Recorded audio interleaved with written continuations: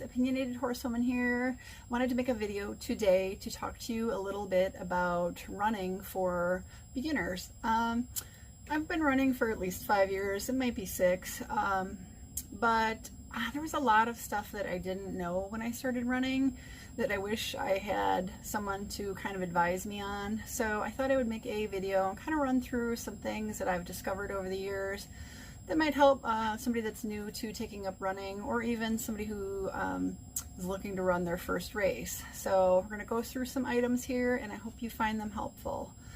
First thing I want to talk about is clothing. When I first started running, I just grabbed a t-shirt out of my closet, a pair of shorts out of my drawer, threw on a pair of socks, found a pair of shoes that were some sort of athletic shoes, and I just went out and started jogging.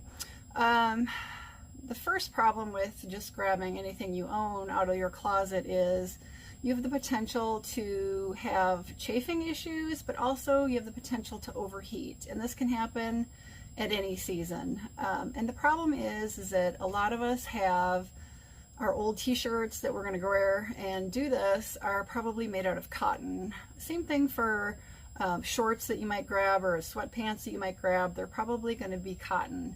And the problem with cotton is that it does not wick moisture, and it does not breathe or allow the heat to dissipate from your body. And while that sounds like it's not a problem in the winter time, it is, because you can actually overheat in any season when your body is got moisture trapped against it and it's getting hot, because as you exercise you heat up, and it can cause a lot of problems. So I really recommend, I have a shirt here, that you look for an athletic shirt, and it's going to be made out of likely a polyester and spandex or rayon blend, no cotton whatsoever. And you can find these pretty much everywhere now. You don't have to spend a huge amount of money. There's a lot of places that supply these, a lot of brands. You don't have to go out and spend a ton of money on top of the line. Just make sure you find something that's like heat gear or athletic wear, and that you read the label, and then this one is called Duo Dry. It's actually made by Champion, but there's a lot of them out there that are made that are not a real big name brand. It doesn't have to be Under Armour or anything. It just has to be something that's specifically made as athletic wear and that will wick moisture and heat. And again, no cotton. And that also transfers to the type of socks that you wear. When I started running, I had all cotton socks in my drawer, and I developed blisters the size of like a quarter on my feet, because I just thought, well, it's just what happens when you start running. Well, the problem is that cotton, not only does it hold the moisture in your shoe and the heat, but it also is very abrasive. So I switched and purchased some athletic socks, and all my blister problems went away immediately. So I have some socks here that are specifically made for running. These particular ones are all for summer. They're all, again, no cotton in them. They're specifically made for athletic wear. And there's some things and some features about these I wanted to quick go over. These are like what I would call a simple footy. These are not my favorite for running in. I use these for walking, but the reason why is my particular taste is to have extra protection at the heel of my foot, up where the top of your shoe would be, to prevent blisters along the back of the shoe. And so I have a lot of footies for summer running that have extra thick tops to them. So that's my personal preference. You can certainly, a lot of people really like these. I don't really generally try to run in these because I really do like the extra protection at the heel of my socks. So in the winter time, I like to run in something that is actually going to be what would I call almost like a knee high. These are actually compression socks, but they're a low amount of compression. And I have other non-compression socks, but I grabbed these because this is not a bad idea for new runners to run in compression wear, because it will help support your legs as you train and your body starts adapting to whatever mileage that you're going to run. Again, these are not like the tight compression that someone with a surgical compression would wear, but these are just kind of meant to provide some support to your calves, and not really a whole lot of support through your foot, but more to your calves as you're learning and kind of training and adding on the mileage. I also like to wear these if I am running a race and it's not too terribly hot out. If it is hot, I actually have compression sleeves that only go from your ankle up to your calf, and then I just wear a pair of my footies, just a little something that I sometimes do. But again, I do not recommend ever trying to run in cotton socks. You're looking at probably athlete's foot, because you're going to hold a lot of moisture in your feet and your footbed and your shoe. All that moisture is going to breed bacteria. You're going to end up with athlete's foot and possibly toe fungus. So look for something that's specifically an athletic sock. It's going to cost more than those cotton socks, but it's worth it in the end when you take care of yourself and use the right equipment. And nobody likes bloody, horrible blisters on their feet, your heels, your toes, the underside of your feet. It's just really unpleasant, and it'll interrupt your training. So I recommend investing in a couple of pairs of athletic socks, and don't use these on a daily basis. Use them specifically when you go out and you do your training runs or you run a race. So they'll last longer that way.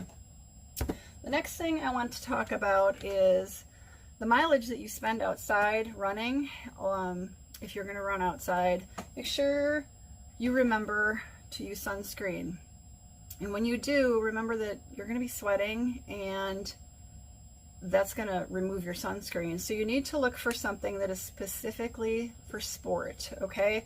It's still going to sweat off, but it's going to last a little bit longer. It's been tested for a sport environment. I always try to go with a higher SPF because, again, if you're out there running for an hour, this one is water resistant, not waterproof, but water resistant for 80 minutes.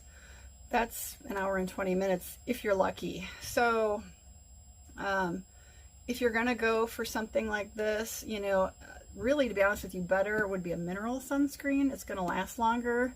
This is actually a chemical sunscreen, but not everybody likes the mineral sunscreens. So this one's been a go-to for me this summer. It's about half empty because I've been using it. I'm on my second bottle. However, also do not forget sunscreen for your face. And this is where I would really strongly advise you to use a mineral sunscreen. And the reason is as you sweat and all that sweat comes down, you do not want to get the chemical sunscreen. It'll make your eyes sting. If it gets in your eyes, it's just a miserable experience. And the mineral sunscreens are not going to do that. They're not going to slide down your face into your eyes and give you that burning sensation. So even if you don't like mineral sunscreen on the rest of your body, I strongly advise that for running, you use this on your face, or at least above your eyes. If you really hate it, at least above your eyes. You won't get the chemical slide down into your eyes when you're sweating. So definitely consider that. The next thing is also when you're out, if you're out pounding the pavement out in the sun, wear some sunglasses, because you may have sunscreen on your skin, but glaucoma actually occurs from the sun exposure to your eyes. So get a UVA, UVB protective pair of sunglasses and wear them. These are actually not athletic sunglasses, but you can get athletic sunglasses that are more of a low profile. It'll wrap around and protect you. But your eyes, you definitely do not want to get glaucoma. So wear a pair of comfortable sunglasses and consider either a hat or, you know, some sort of headgear. It's really hot out. I'll wear this just to get the steaming heat off my head, but lately I have been trending towards wearing a full-blown hat because I don't want the UVA and UVB rays on my head. I need that extra protection. You know, you can't really get sunscreen in your hair, so you don't have any kind of sun protection on your scalp. I have a part, and I have a part in the back when I put my hair in the pigtails. So I've really been trying to protect my scalp from the damaging rays of the sun. So at a minimum, what the brim will do is at least help protect your eyes and the upper part of your face from sun, keep you from squinting. So I do recommend some sort of sunshade for at least your eyes, if not your whole head. And now, don't forget the sunscreen for your lips. Not all lip balms are SPF, so this is a product called Vanny Cream. It's got a SPF of 30. It's really easy. It's small. It actually goes on. It's a pretty nice little sunscreen. It's partially mineral and partially chemical, and it feels really nice on the lips. So there are other sunscreens that are more of a hard, like a balm. Just make sure you get a minimum of at least SPF of 30, and something like this is very easy to take with you on your runs. You can tuck it into most running shorts or tights, or even sweatpants will have at least a small pocket. These fit in beautifully. And this is a great trick to have with you when you're running, because if you are developing a rub that's going to turn into a blister, in a pinch, put some chapstick on it. It will help provide the glide to get you through and get you home so that you can prevent a blister. So if you're starting to feel a rub, get some chapstick on that before the blister develops, and then realize that you either need a different pair of socks or a different pair of shoes, which we will get to in a minute. But on the other topic of rubs, there are some great products out there. This is something called Body Glide, and it's this is Body Glide for her, and there's also Body Glide for him. It's an anti-chafe, and ladies, this is wonderful. You can put it on your heels if you're getting, if you're worried about getting like a heel blister, or your toes. But you can also put it on your thighs, under your arms, wherever you are feeling like something's chafing, even like a bra strap, anything. This stuff is wonderful, absolutely wonderful. They sell it in larger, I guess I would say more like a deodorant size, but this one's nice because it's small and you can tuck it into again, a pocket if you need to, if you don't want to bring one of these. And it's specifically made as an anti-chafe. It is wonderful, wonderful product. So the last thing I'm going to talk to you about is your shoes. Grab mine. Make sure that you get fitted properly for running shoes. Now, most athletic stores will help fit you. You should have a qualified person watch you walk, if not, get you on a treadmill and watch you or videotape you running to evaluate your foot strike. Foot strike meaning how do you land. I'm a neutral runner, which means I land pretty correctly centered over my foot. People who pronate land with a lot of weight to the inside of their foot. So they might land like this and roll in on their foot. And people who supinate roll to the outside and put a lot of weight on the outside of their foot. And if you pronate or you supinate, you need what's like a structured supportive shoe. And depending on whether you pronate or you supinate, will be a different probably type of supportive shoe. neutral runners, they have neutral shoes. So it's really important to have somebody evaluate you. Don't try to evaluate yourself when you're moving. It's really impossible unless you were to set up a video camera. But this is where going to an athletic store, a running store, and getting professional help will save you a lot of pain and a lot of money, so that you're not trying 15 different brands and types of shoes until you find something that's comfortable. The other tip I would tell you is, if you're going to start running any sort of distance, even a 5K, which is 3.1 miles, consider going up a half a size to a full size. I size up a half a size on my shoes, and I have run up to several half marathons. My feet will swell a half a size.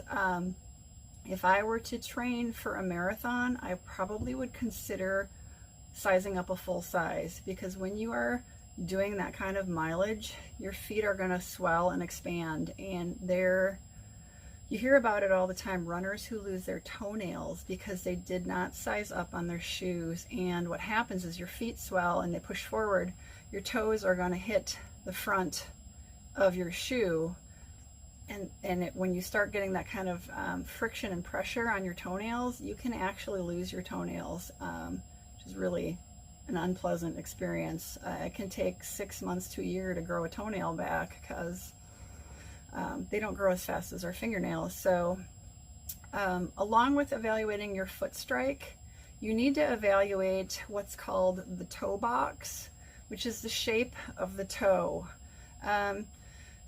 This particular show has a pretty rounded toe box. I prefer something generally that's a little bit wider. This particular brand has subtly changed their toe box. I'm doing okay with it because I do half size up, but I do watch to make sure that the toe box doesn't drastically change on me.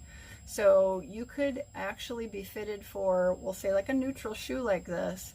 You could find it to be very uncomfortable when you're running with it, and it could just be the fit of the toe box. So again, that is something to discuss with a professional in a running shoe store, somebody who probably is a runner themselves and who's been trained in how to actually fit you for something that's comfortable. So just something to think about there. And on the last part about talking about this is, realize that as you put miles on these, they wear out, and you really need to watch the wear pattern on the bottom, because you can actually get stress fractures from running on shoes that are worn out.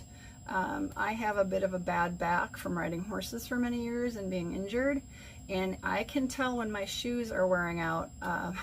For one, I slow down. I can lose 1 to 2 minutes per mile when I'm running on worn out shoes.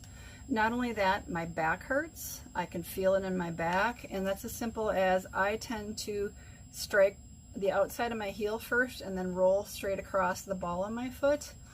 And when this wears out, it throws me completely off, and I get slower, and it messes with my back. So there are running apps where you can actually log in a new pair of shoes and log your miles with every run, and it will tell you, okay, it's been 300 miles. You need to evaluate whether or not your shoes are worn out, and you can kind of tell it how many miles to alert you to. Some shoes you can get 500 or 600 miles out of. It just depends on the material made here. I get about 300 to 350 before, like I said, I'm losing 1 to 2 minutes per mile off, which is a lot, or my back hurts. So I tend to go through shoes a little bit quicker because I'm a little bit more sensitive. Most people would probably look at my shoes and say, wow, those don't look worn out, but I really keep an eye on the side and make sure when I'm starting to wear through these wear patterns. And some of these shoes have, I'm not sure if you can see this, there are some marks in there, and you can see as they start to disappear, then you know you're wearing your shoes out. So just some tips I really wish I had been told when I started running, and I hope they're things that you will consider. Again, good pair of socks, sunscreen, eyewear, maybe a hat or a visor, definitely sunglasses, and then, you know, carry some cheap chapstick with you if you're worried about a blister. Pretty easy to carry, and you know, just be safe and take it easy, and you're gonna do great. And those are pretty much my tips and tricks. I will come back at a later date and do some tips for people who are getting ready to run their first race, be it a 5K, 10K, even a half marathon. Just some things I figured out when after running races for so many times. So I really appreciate you tuning in. I hope that you really enjoyed this video. Please hit the subscribe button, click the bell for notifications on uploads on new videos I am making, and please comment below in the comment section. Let me know other tips and tricks and things that you've found as you've taken your running journey along. There's been so many things I have learned from so many people I've met running, so it'd be great if you would share it all. So you guys have a great day, and I will see you on the next video. Thank you.